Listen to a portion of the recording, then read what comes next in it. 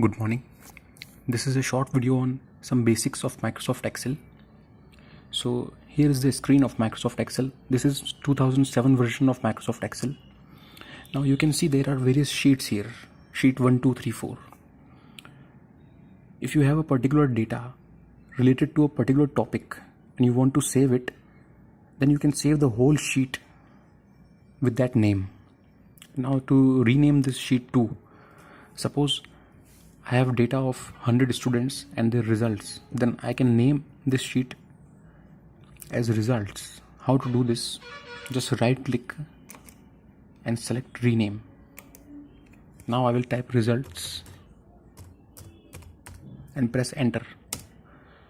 So now this sheet will reflect all the results related to 100 students.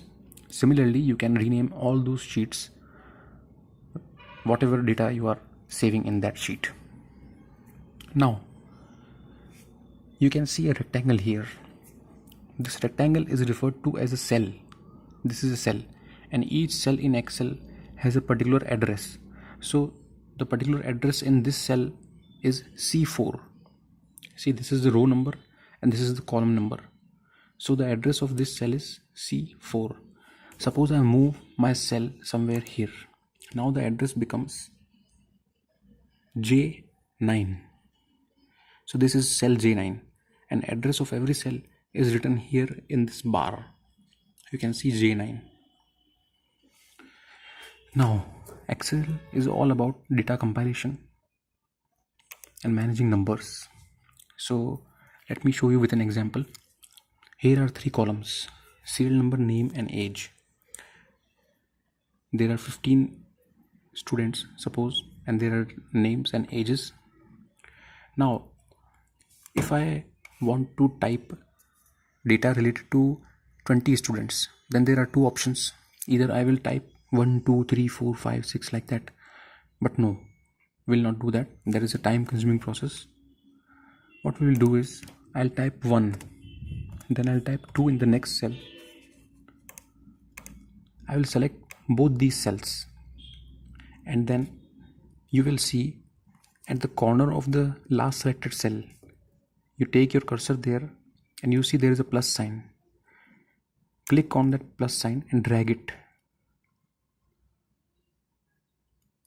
See, it is going number by number, and leave it to the last number you want. So now I have 15 numbers. Likewise, you can drag to as many numbers as you want. So you need not type every number here. Now suppose you do this for a single number. Suppose I just type 1, then I take my cursor here to the plus sign and now drag it. Now you will see the same number is repeated, 1, 1, 1, 1, 1. So if you want to type the same number, you can just drag it till the limit you want it to. Another thing, now suppose I have these 3 columns and I want these 3 columns to be shown like a table. What I'll do is I'll click with the mouse, select all these cells and come to this option here. This is bordering option. I'll select this and I'll select all borders. Now see, my data is in the form of a table. Basically, I have provided borders to all my data. Now suppose I want my headings to be in bold, then I'll select only the headings and I'll select this bold. So now this is a table. It is a good looking table. Headings are in bold and then I have data. Now suppose you have a large number or a large sentence in Excel like this. Suppose this is my cell. Now you will see this is a large data and I want it to be visible in this single cell. Right now it is not visible because the length and breadth of this cell is limited. Suppose I want to make it visible in a single cell, then I will use the option wrap text. See, as I click on wrap text, what happens is all my data whatever was in that single cell is visible here. So for long names or long numbers, you can use the option here, wrap text. Now the width of each cell can be changed using this plus button. This is for increasing the breadth of the cell. I click it and I drag it to the limit I want. So the width has increased. Similarly, if I want to increase the height, I'll use the same option here in rows. Just click it and drag it. Now see, this is a particular single cell and I can type as much in it as required. Secondly, below wrap text option, there is a merge and center option. Suppose you have these three cells, 1, 2 and 3, and you need to give a heading in all these three cells, but you need this much space.